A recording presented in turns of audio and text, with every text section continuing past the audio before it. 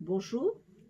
Dans notre petite vidéo précédente sur les grands courants du judaïsme contemporain, nous avons vu comment les différents mouvements du grand courant issus de la réforme du judaïsme au XIXe siècle essaient de proposer des formes de pratiques religieuses ouvertes sur les défis du monde et de la société moderne. On se doute que dès son apparition, le mouvement de réforme du judaïsme a suscité des oppositions, et celles-ci furent même très fortes, de la part de nombreux rabbins tenants de la tradition qui ne voyaient dans la réforme du judaïsme que des déviances dangereuses et qui ont voulu à ce moment-là se définir comme orthodoxes, observant le seul judaïsme authentique. Qu'est-ce que l'orthodoxie juive ? Comment se décline-t-elle ?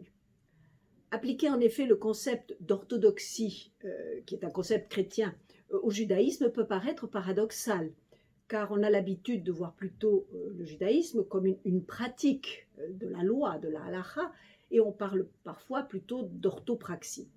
Mais d'une part, les tenants de la tradition, qui se considéraient comme les seuls juifs authentiques sur le plan religieux, revendiquent eux-mêmes l'épithète orthodoxe, et d'autre part, les divergences entre réformés et orthodoxes portent sur des questions vraiment fondamentales. Par exemple, l'appréciation des Écritures face à la science et à la pensée moderne, ou bien encore la position de la halakha, la loi, face aux évolutions de la société. Une fois encore, le point de départ de cette orthodoxie se situe au XIXe siècle. Face donc aux changements prônés par les réformés, progressistes ou libéraux, un grand nombre de penseurs les ont vus comme un danger qui risquait de diluer le judaïsme dans la société ambiante, de lui faire perdre son identité, à cause en particulier des mariages mixtes. Ils voulurent donc créer, dans la tradition d'ailleurs, je dirais, pharisienne, des limites, et pour sauvegarder l'originalité de la vie juive et la mission unique du peuple juif dans le monde et dans l'histoire. Ces rabbins et ces penseurs, tenant la loi orale et la loi écrite pour un tout révélé et indissociable, ont voulu que l'observance stricte des enseignements, des règles et des traditions de la halakha reste le cœur de ce judaïsme tel qu'il avait été façonné et transmis par des générations et des générations de sages. On va voir en fait que, une fois encore, derrière le terme global d'orthodoxie se rencontrent en fait des pratiques très variées et des courants extrêmement divers, depuis ceux que l'on peut qualifier d'orthodoxes modérés ou bien de néo-orthodoxes ou orthodoxes modernes, jusqu'à ceux qu'on qualifie d'ultra-orthodoxes, ces derniers étant eux-mêmes très divers d'ailleurs à l'intérieur des ultra-orthodoxes. Voyons d'abord le judaïsme néo-orthodoxe ou orthodoxe moderne ou orthodoxe modéré. Lui aussi a ses racines en Allemagne, au milieu du XIXe siècle. Le rabbin Samson Raphaël Hirsch, en réaction à ce qu'il considérait comme un égarement du judaïsme réformé, proposait de concilier une observance rigoureuse des lois et de la tradition avec les exigences de la société contemporaine sur le plan, je dirais, extérieur. Par exemple, dans le domaine culturel, Hirsch promouvait l'amour de la culture allemande, le patriotisme. Il promouvait également l'adoption de vêtements à l'occidental, mais par contre, il restait très ferme sur la tradition, le cœur de cette tradition. Ce fut, par exemple, Hirsch qui rédigea le premier en allemand, une défense extrêmement brillante de la tradition qu'il destinait justement aux jeunes juifs allemands instruits pour leur montrer cette possibilité donc d'être à la fois orthodoxe et en même temps dans la société du temps. Alors, à l'époque de Hirsch, c'est vrai que le mouvement semblait un peu marginal, coincé entre des orthodoxes beaucoup plus radicaux, on va dire, et puis les libéraux, les réformés, qui en Allemagne d'ailleurs, au cours du XIXe siècle, devinrent assez rapidement majoritaires. Aujourd'hui, c'est le contraire, l'orthodoxie moderne, modérée, est le courant dominant de ce judaïsme rabbinique orthodoxe, celui qui correspond le plus finalement à l'image d'un juif vivant dans le monde, mais en restant très attaché à sa religion. Il prédomine en particulier en Europe, dans les communautés séfarades, et particulièrement en France, où ce courant est représenté par le judaïsme consistorial, le judaïsme institutionnel. C'est aussi d'ailleurs le courant auquel appartient le judaïsme officiel en Israël.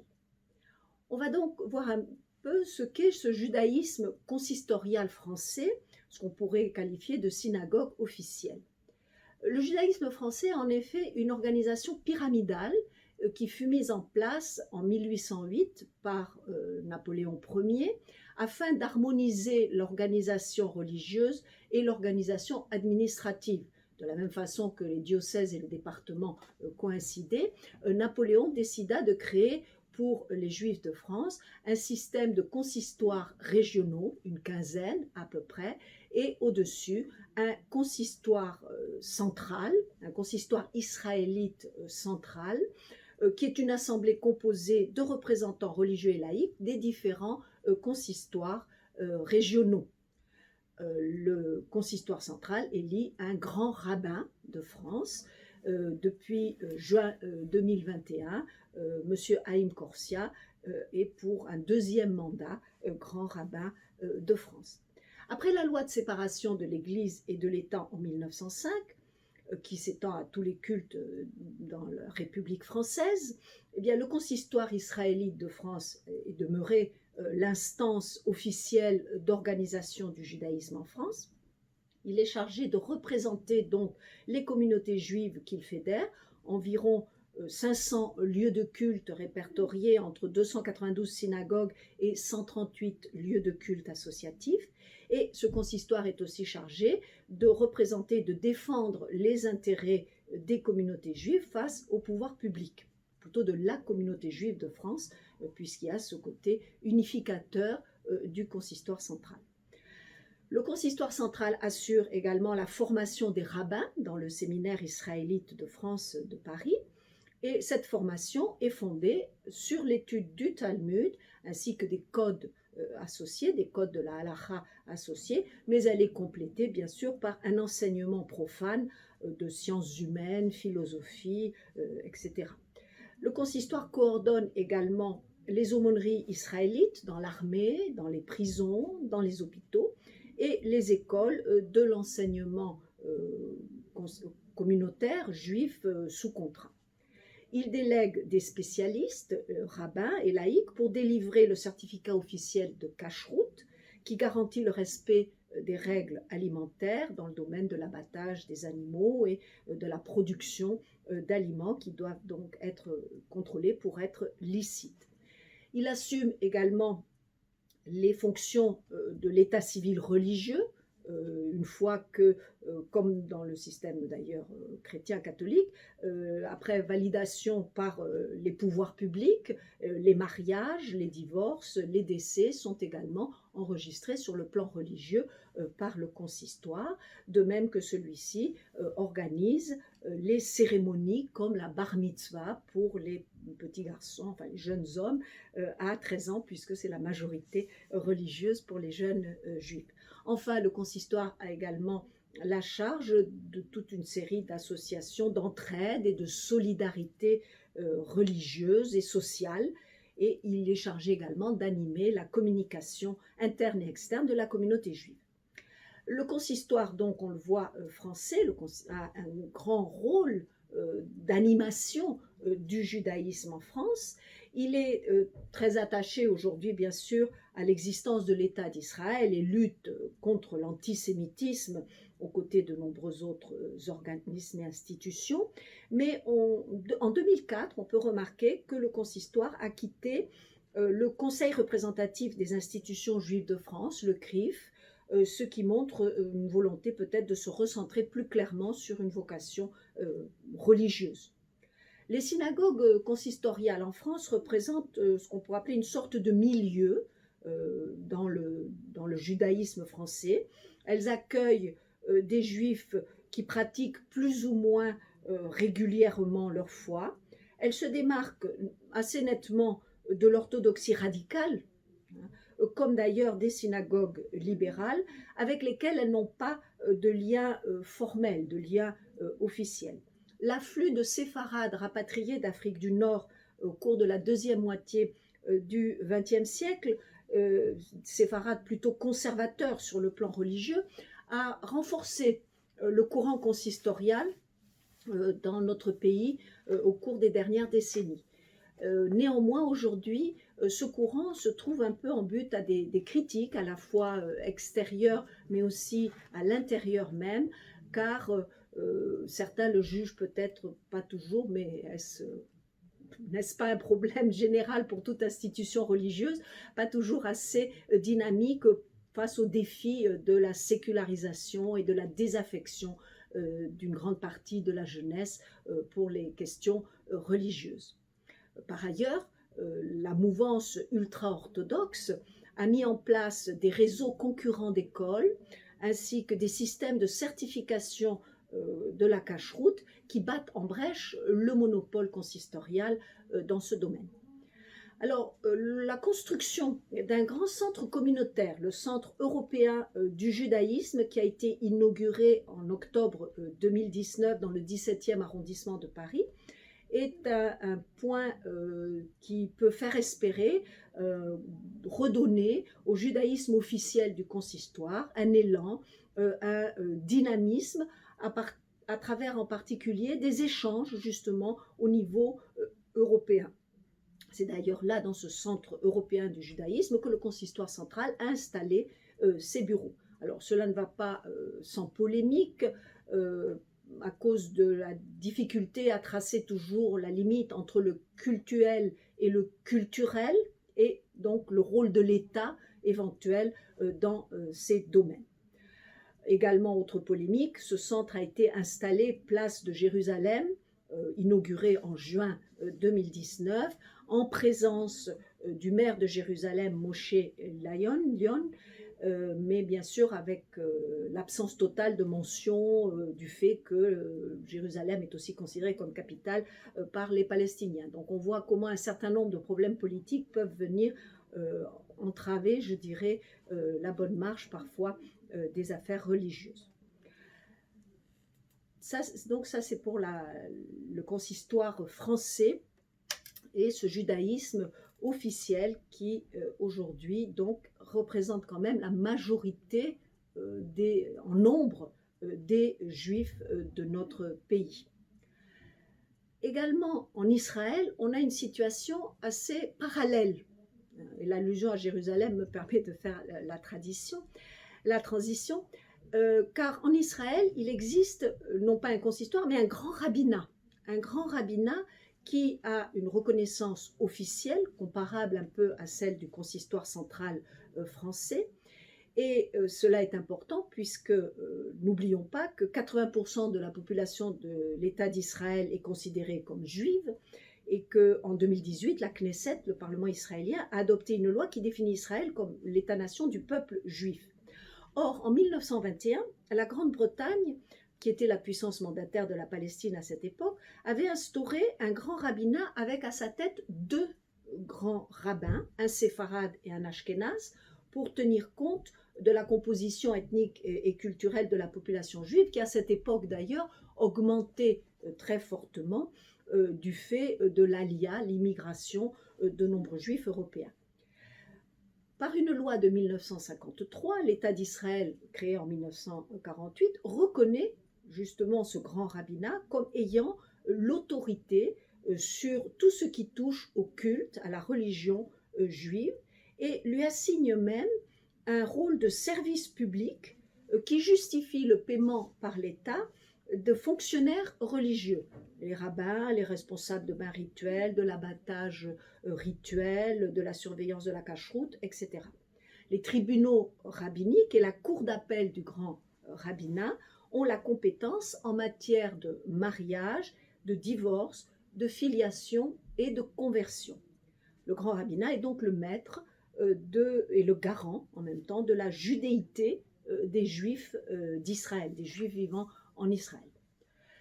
Ces dernières années, ce monopole et cette position officielle du grand rabbinat ont entraîné des tensions, justement nées autour de cette idée de monopole qui est de plus en plus contestée par certains dans la société israélienne.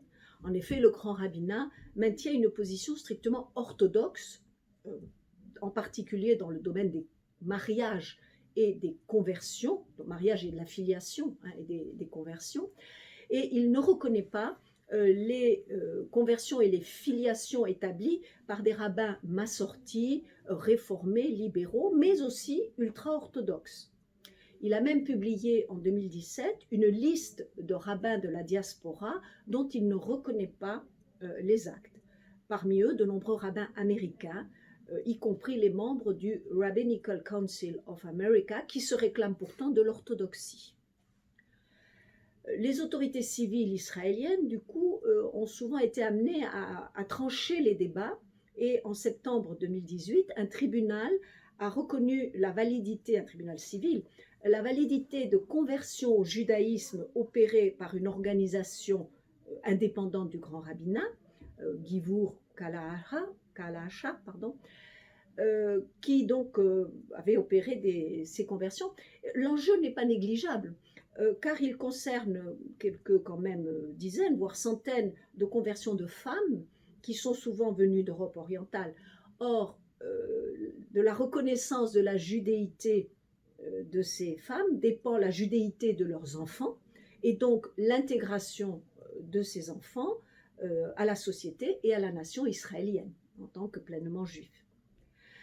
Il y a d'ailleurs là une sorte de paradoxe lorsqu'on considère l'importance du grand rabbinat israélien dans les affaires de la société juive israélienne, car il ne faut pas oublier que l'État d'Israël a été créé au départ par un mouvement non religieux, et même carrément athée parfois, le sionisme, beaucoup plus proche du socialisme révolutionnaire que de la tradition religieuse. Le développement de ce courant politique du sionisme, d'ailleurs, avait beaucoup inquiété au départ, et il s'est constitué au congrès de Bâle en 1897 et a constitué un défi majeur pour les rabbins et l'orthodoxie en général. Le sionisme fut regardé avec circonspection par ces rabbins orthodoxes, voire même avec hostilité au début. La situation, les bouleversements terribles qu'a vécu la judaïcité européenne et mondiale dans l'entre-deux-guerres déjà, et ensuite bien sûr pendant la Deuxième Guerre mondiale, ont fait complètement changer ces positions de la majorité des rabbins orthodoxes, et au contraire leur a fait adopter un regard positif et même donner une valeur messianique au retour des Juifs sur leur terre et à la création de l'État d'Israël en 1948. L'un des principaux artisans de cette évolution, et je dirais même de cette révolution, fut le rabbin Abraham Isaac Kook, premier grand rabbin ashkénaze nommé par les Britanniques en Palestine et fondateur de ce que l'on peut appeler le sionisme religieux. Le Rav Kook, qui était originaire de Lituanie, jouissait d'un très grand prestige dans le judaïsme est-européen puis palestinien, et c'est lui qui a donc orienté le sionisme dans un sens messianique, posant la venue du Messie comme la conséquence du sionisme, donc du retour du peuple sur sa terre, alors que traditionnellement la position orthodoxe était que c'était le Messie qui devait rassembler son peuple sur sa terre. Le Rav Kook a donc fait de la terre d'Israël le lieu unique du salut, non seulement national, mais également religieux du peuple juif, ce qui aboutit d'ailleurs, si on pousse la logique jusqu'au bout, à ne considérer comme authentiquement et pleinement juif que celui qui pratique les prescriptions, les mitzvot de la halacha en terre d'Israël. On constate une influence croissante du sionisme religieux au sein de la société et des institutions israéliennes aujourd'hui, même si, on l'a dit en introduction dans la première vidéo, au moins la moitié, presque la moitié des juifs israéliens se considèrent aujourd'hui comme laïcs. En tout cas, les sionistes religieux orthodoxes prêchent une compatibilité, bien sûr, entre la vie religieuse et la vie citoyenne, et surtout, ils sont très actifs dans toute une série d'institutions et ils tentent d'orienter les politiques publiques de l'État d'Israël dans un sens conforme à leur vision de l'État d'Israël, définie à la fois comme sacré dans sa dimension territoriale et dans son identité juive. Ils sont très politisés, ces sionistes religieux, et présents dans certaines unités combattantes de l'armée, de Tsahal, où d'ailleurs leur nombre est supérieur à ce qu'ils représentent réellement dans la société israélienne. Leur poids est également très grand. Ils jouent le rôle de pionniers dans les implantations en Cisjordanie, Judée-Samarie, selon la terminologie du Bureau central des statistiques israélien.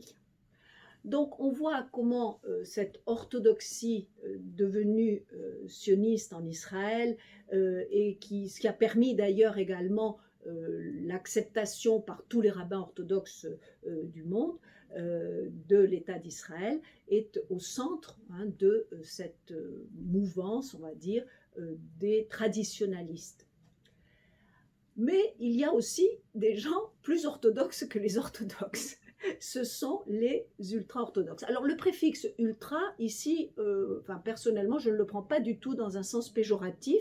C'est vrai que certains peuvent considérer que ces ultra-orthodoxes sont des sortes d'intégristes au mauvais sens du terme, et on peut d'ailleurs choisir de les appeler par le nom qu'ils se donnent eux-mêmes, qui est celui de Haredim, les hommes pieux, ceux qui tremblent devant le Seigneur, devant l'Éternel. Ils sont minoritaires, mais incontestablement très visibles, que ce soit dans les rues de New York, parfois même à Paris ou à Jérusalem. On les reconnaît à leur costume tout noir, à leur peyo, leur papillote, et à leur coiffure parfois assez extraordinaire.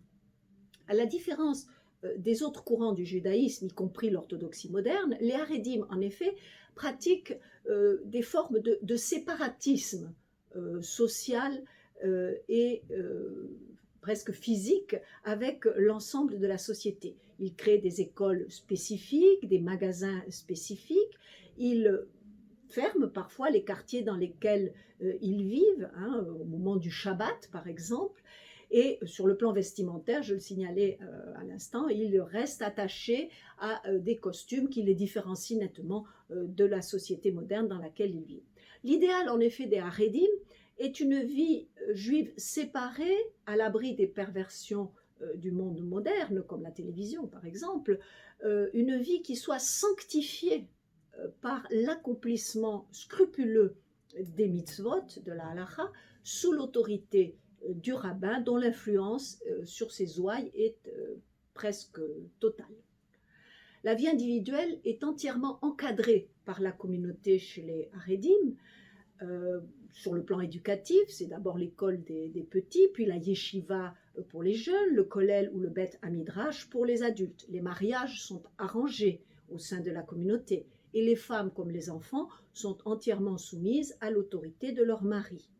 Elles aussi se remarquent d'ailleurs dans la rue avec leur vestiaire pudique, un petit peu désuet souvent, ainsi qu'au port de la perruque pour les femmes mariées.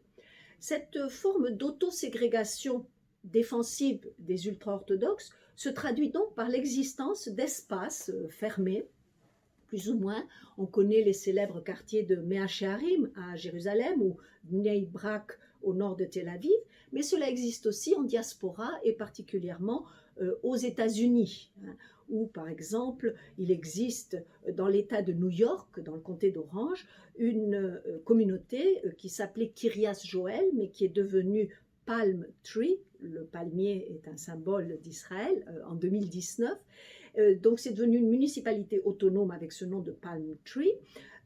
Et c'est une communauté qui a été fondée dans les années 1970 par le rabbin Teitelbaum de la dynastie hassidique de Satmar.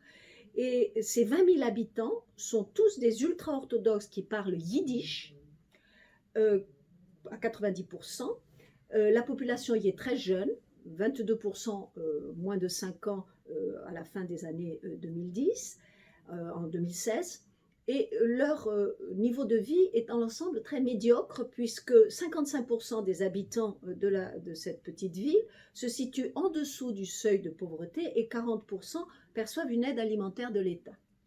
Alors pourquoi? Eh bien cela s'explique par le mode de vie qu'ont choisi ces Haredim. Le but essentiel de la vie des hommes, c'est l'étude de la Torah et du Talmud.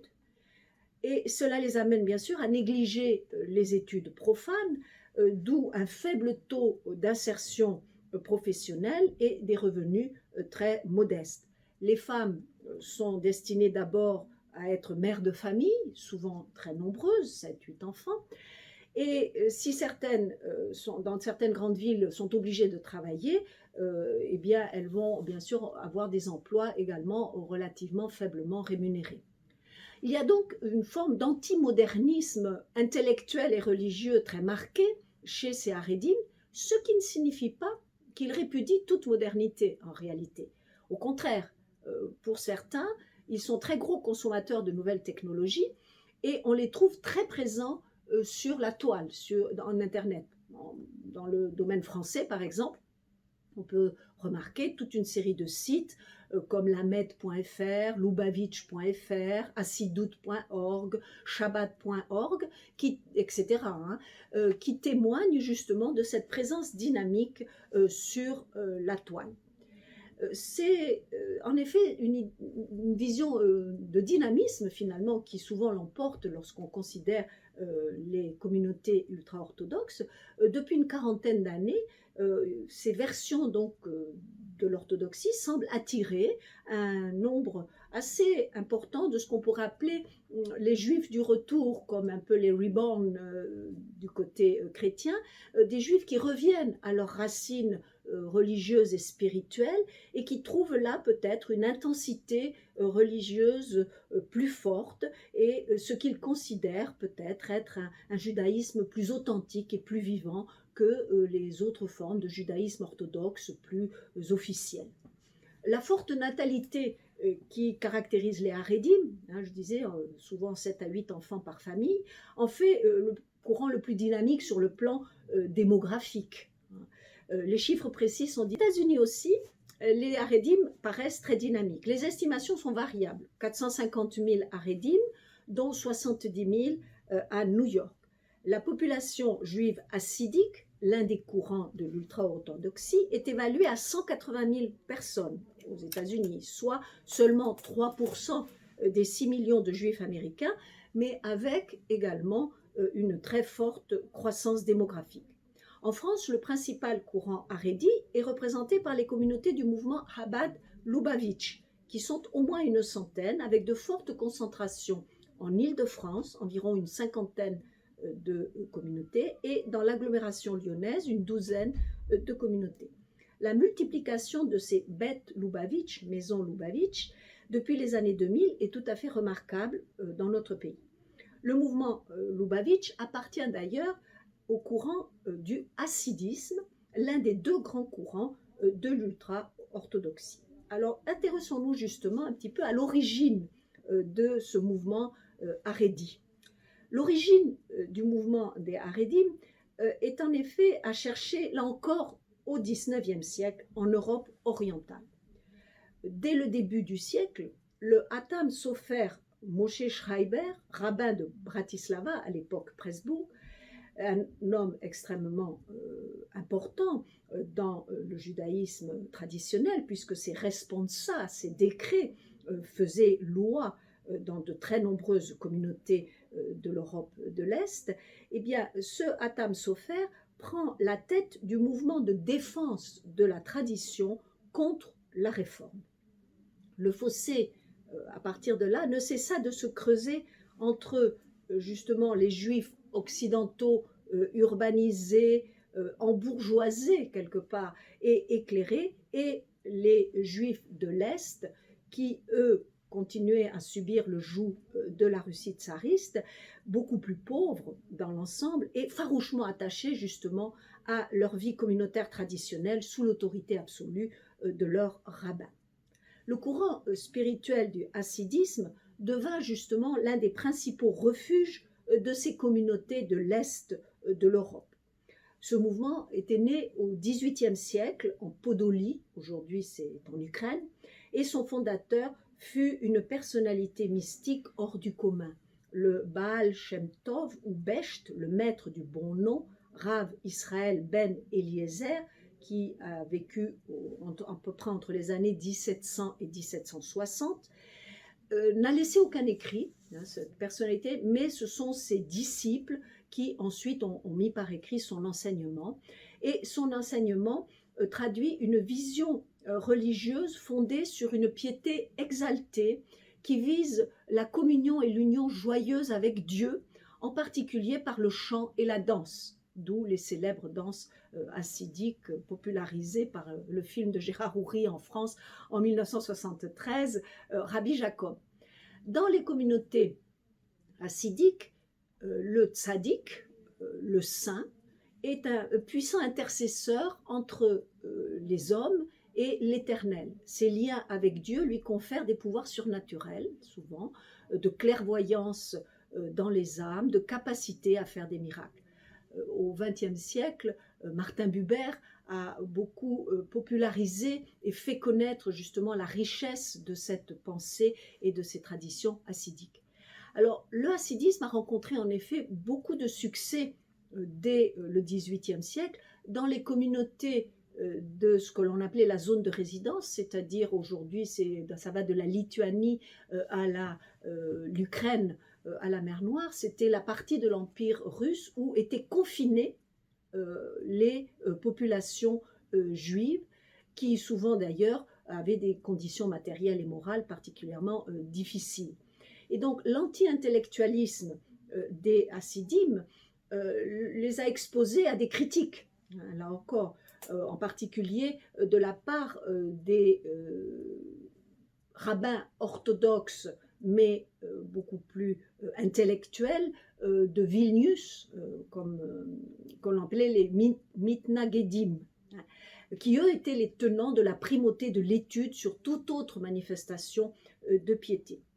Le Gaon de Vilna, par exemple, un grand rabbin de Vilnius au début du XIXe siècle, dénonça même les hassidim comme des agitateurs à la police du tsar. Il y avait aussi un autre problème qui était justement ce rôle un peu trouble parfois que tenait le rabbin, le reb, dans les communautés hassidiques et qui était condamné par les mitnagedim. En tout cas, avec le temps, l'adoption par les hassidim des principes de l'étude du Talmud et de la Torah dans les yeshivot orthodoxes a rapproché les deux courants. Et aujourd'hui, parmi les ultra-orthodoxes, les haredim, donc, on a la cohabitation de courants qui se réclament plus des mitnagedim et d'autres plus du hassidisme des hassidim. La politique d'extermination du judaïsme européen menée par les nazis pendant les années 40 du XXe siècle a fait disparaître une grande partie des communautés ultra-orthodoxes de notre continent. Néanmoins, ce courant a survécu grâce à l'émigration dès le début du XXe siècle en Amérique. Et il est aujourd'hui particulièrement vivant justement aux États-Unis. On peut même dire que les haredim sont partis à la reconquête de l'Europe et quelque part aussi de la terre promise d'Israël à partir des États-Unis de l'Amérique. L'exemple le plus connu de ces mouvements qui a ainsi fait ce mouvement d'ouest vers l'est, c'est le mouvement Chabad Lubavitch, qui est particulièrement prosélyte auprès des Juifs, attention lorsqu'on parle de prosélytisme, que j'ai déjà mentionné comme étant justement l'un des mouvements les plus actifs, en particulier en France. Alors, les Lubavitch sont un mouvement en effet jeune et dynamique. C'est l'une des branches principales du hassidisme contemporain. Son fondateur et le rabbin Shneur Zalman de Liadi en Biélorussie aujourd'hui, dit l'Alter Rebbe, l'ancien Rebbe, qui est à l'origine d'une dynastie de rabbins dont la cour fut déplacée ensuite à Lubavitchi, d'où le nom de Lubavitch. Alors tout cela peut nous surprendre, mais en effet, les communautés hassidiques étaient structurées depuis l'origine ainsi autour, on l'a dit, d'un rabbin considéré parfois comme un véritable saint, hein, le tzaddik, mais ensuite il transférait donc son pouvoir, selon d'ailleurs la tradition rabbinique classique, et on appelait ainsi le rabbin et son entourage une cour. Attention, dans cette cour, le roi, ce n'est pas le rabbin, c'est le Seigneur, c'est Dieu, hein, toujours. Donc, ce rabbin a eu des descendants, et en 1948, Yosef Yitzhak Schneerson, sixième rabbin de la dynastie, installa le centre du mouvement à New York, dans le quartier de Crown Heights, à Brooklyn. La vie de Yosef Yitzhak Schneerson est assez extraordinaire puisqu'il a dû échapper d'une part à la répression bolchevique dans les années 20 et 30, puis à l'occupation nazie en Pologne dans les années 40.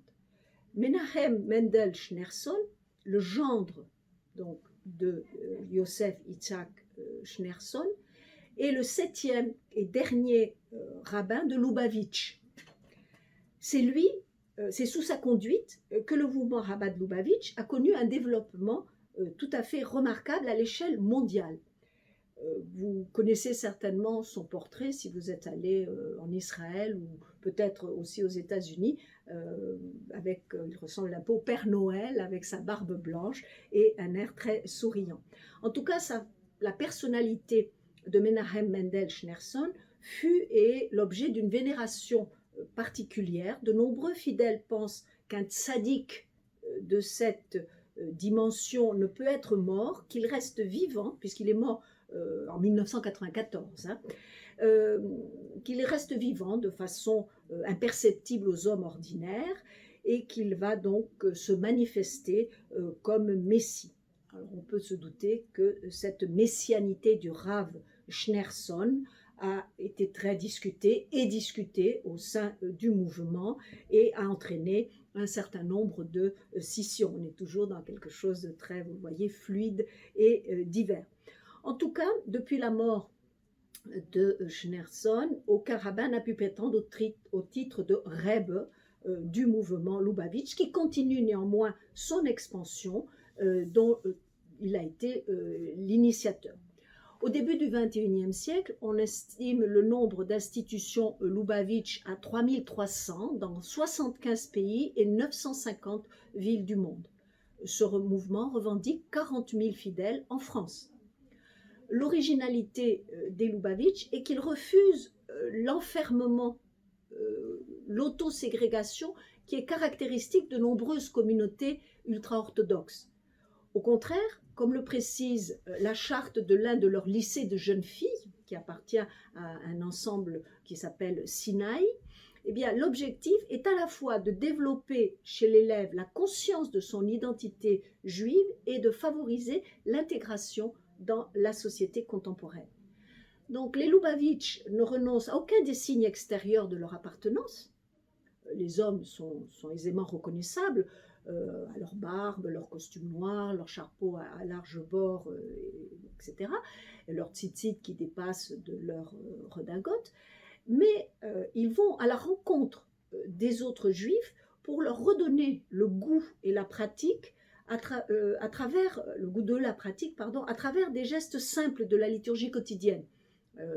Attacher les téphilines, par exemple, allumer les bougies du Shabbat pour les jeunes femmes le vendredi soir, les femmes et les filles.